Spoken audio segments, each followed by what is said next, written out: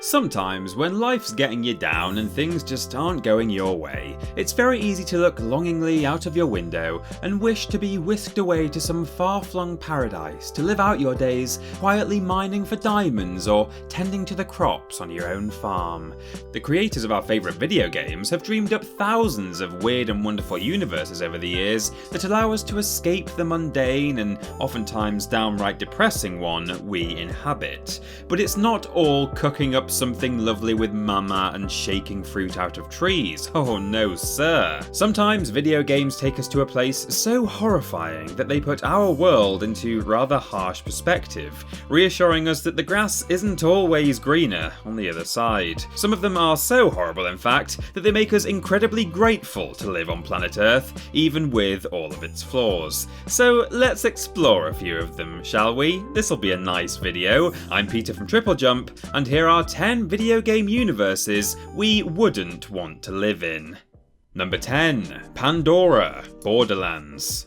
From a certain point of view, Pandora isn't all that bad. There's opportunity aplenty if you're of the right mindset, the weather seems to be perpetually pretty nice, and people seem to have a fairly laissez-faire attitude towards locking up their cash money. But now let's take a look at Pandora from the point of view of your average friendly Joe Bloggs, just trying to make his or her way in the world. To summarise rather nicely, Pandora is, by and large, inhabited by one of three groups. Firstly, there are assorted creatures, such as bullymongs and racks, who will kill you for getting too friendly. Secondly, there are bandits, who will kill you and rob you for getting too friendly. I have the shiniest meat bicycle! And finally, you've got your miscellaneous psychopaths, who will also kill you and rob you for getting too friendly, only first they'll probably tear out your spine and use it as a xylophone for good measure. Throw into the mix frequent turf wars between said delightful neighbourhood nutcases, as well as endless parades of megalomaniacal madmen looking to take over the world at every turn, and you're not going to be left with much space to throw a particularly relaxed garden party. Pandora is pretty much heaven if you're a bloodthirsty killer with no moral code and a massive penchant for money and shiny guns, but if on the other hand you're on the hunt for a nice retirement community, you best look elsewhere, kiddo. Or granddad, I guess. Number 9. Inkwell Isles, Cuphead. Like Pandora, on its surface, Inkwell Isles doesn't seem all that bad either. A lovely bright colour palette, funky ragtime jams, and friendly looking cartoon creatures might lull one into a false belief that this is an adorable, quaint little place to spend one's time. But don't be fooled by any of that, because the world of Cuphead and chums is a veritable hellscape, with an endless parade of terrifying monsters, dastardly moving scenery, and death at every turn. Even the sodding flowers are trying to kill you. It wouldn't be half as bad if everything wasn't so devilishly difficult to defeat, but each and every one of these chillingly jolly creatures requires a right good kicking before finally biting the dust. And don't even get me started on that damn freaky carrot boss that shoots smaller freaky carrots. I didn't even like carrots in the first place, now I hate them. Just imagine having to live as part of this nightmarish world, constantly on edge, watching your back all the time, booting murderous dandelions in the face every time you go outside. And not to mention how horrible it would be to actually have a cup for a head. Just saying. Number 8. Mars Doom. There's nothing more fun after a hard day of shooting demons in the face than, well, shooting more demons in the face. Let's be honest, that's basically all you'd have to look forward to if you were Doom Guy. I suppose you could chainsaw a few of them to mix it up a bit, but the point is, there is an endless slew of demons on Mars, and no respite for any human who lives there. Forget spending your evenings down the local, hanging out with friends, or treating yourself to a cheeky Nando's. You live on Mars now, and you shoot things, and that, my friend, is basically it. Aside from all the aforementioned demons, just have a think about how lonely life must be up there with naught but the odd semi-friendly voice in your ear to keep you company. And realistically, all they tell you to do is, yeah, you got it, kill more demons. I suppose when you think about it though, it's not all that bad. I mean, at least you'd have a fair amount of peace when hunting the quieter rooms for more ammo, and you could always open that themed bakery you've dreamed of if you do get bored. You probably won't get many customers though. Maybe Elon Musk will show up? Oh, maybe that's worse, I don't know. Number 7. The Underground Undertale. Welcome to the Underground, the frankly awful world in which Undertale is set, where monsters freely roam, separated from our world by a somewhat flimsy magic barrier.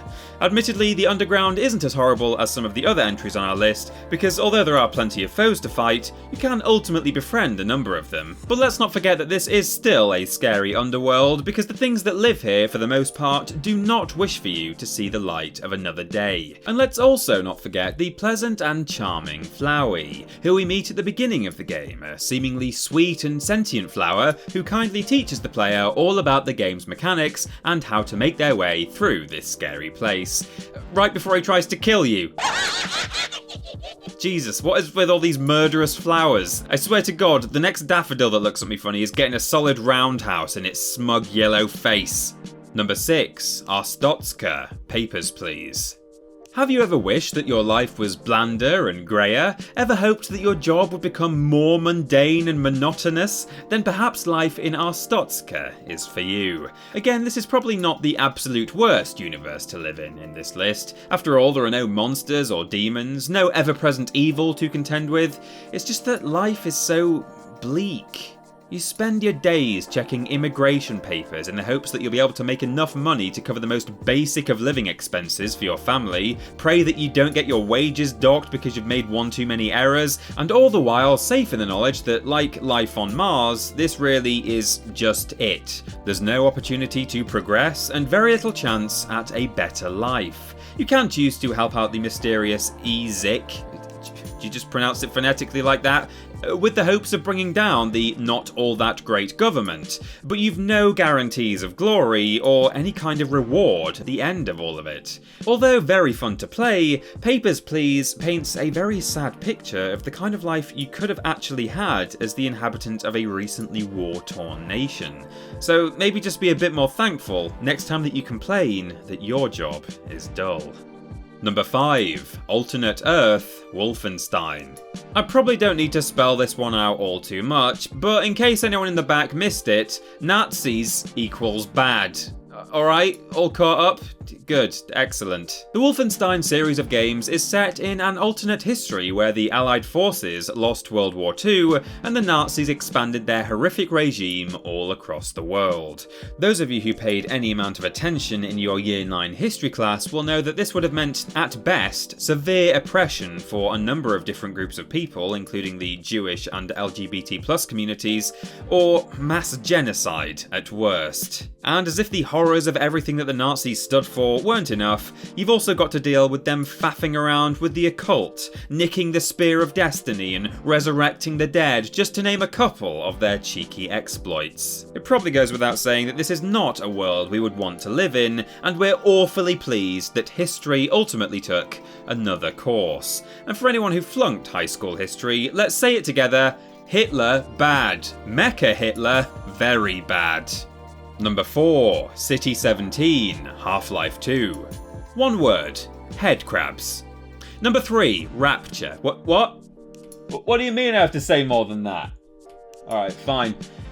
On its surface, City 17 doesn't look all that bad, you know, like several other entries in this list. One might even be forgiven for thinking that you'd stumbled into the streets of some unidentified Eastern European town, complete with appropriate pre-World War II architecture. But look a little more closely and you'll notice that things aren't all what they seem. Buildings fallen into disrepair and a rampant graffiti problem are but the tip of the iceberg. For not only have the citizens of City 17 clearly not been paying their council tax, but they also have to contend with a severely oppressive police state. Residents can expect to be closely monitored by drones, have their travel and movement severely restricted, and those who don't behave themselves or pick up that tin can also expect a hefty dose of police brutality. And then there's the head crabs, which, for the uninitiated, are a parasitic species that can leap at their victim from up to 10 feet away and attach themselves to the head of their host by breaking open the skull, effectively turning their target into a zombie. Is that enough for you now? Can we move on? Number 3, as I was saying, Rapture Bioshock.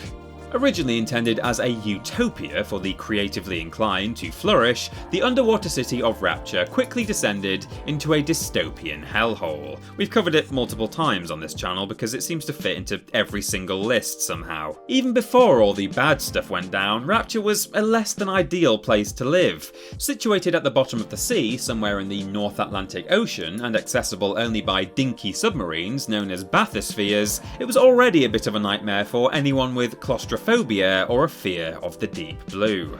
Sure, the original vision for Rapture has its appeal. A city at the bottom of the sea, closed off from the rest of the world, where you can let your creativity flow, free from the usual confines imposed by a pesky government. But throw into the mix the actions of an organised crime syndicate that tore the city apart, both physically and metaphorically, as well as psychotic splicers pumped up on Adam and big sodding daddies, and you've got yourself a place that makes Stoke-on-Trent look like a veritable paradise. At least there's no creepy girls wandering around the streets of Stoke. My work here is done. Number 2, Wellington Wells, We Happy Few. Do you like feeling things? I mean emotions, not touching stuff. I like feeling things. Here at TripleJump, we all just love feeling things. But if you don't like feeling things, then do I have a holiday destination for you? Here we have another example of where we might have ended up if we hadn't overthrown fascism back in 1945. Remember kids? Hitler bad, Mecha Hitler very bad. Good, there'll be a test at the end. We Happy Few is set in Wellington Wells, a fictional dystopian police state off the coast of the not-so-fictional Great Britain. After its inhabitants committed some atrocity referred to only as the very bad thing and ousted the German occupation, some clever bod invented a hallucinogenic drug called joy, which stops those pesky, unhappy memories right in their tracks, and leaves the users in a drug-induced euphoria.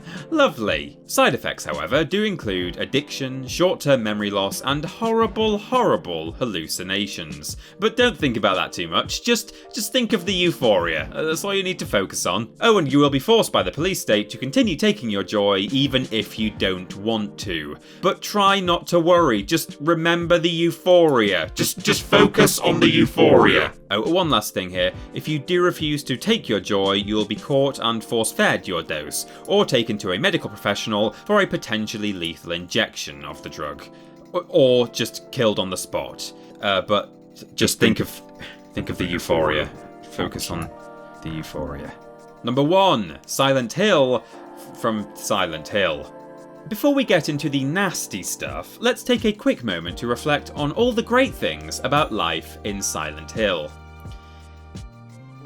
Okay, cool, glad that's out of the way. If you didn't pick up on it, the small town of Silent Hill doesn't have all that much in the way of redeeming qualities. Between crazed cultists, angry deities, and never-ending fog and snowfall, you've also got to deal with the fact that the town morphs into the worst nightmares of its visitors based upon their individual psyche. That's right, the town literally changes itself based upon what you fear and loathe the most. Isn't that just peachy? And oh, silly me, I forgot to mention the delightful Pyramid Head, who I'm sure is a lovely chap if you get to know him, and not an absolutely terrifying monstrosity. No, I'm certain he's not going to do anything bad with that big knife. I'm sure he's only got it so he can cut you a giant slice of cake. Finally, if all that isn't enough to scare you, and if it isn't, I suggest you go have a word with yourself, just think of all the money you'd have to spend on new bulbs for the fog lights on your car. Crikey, that is the stuff of nightmares.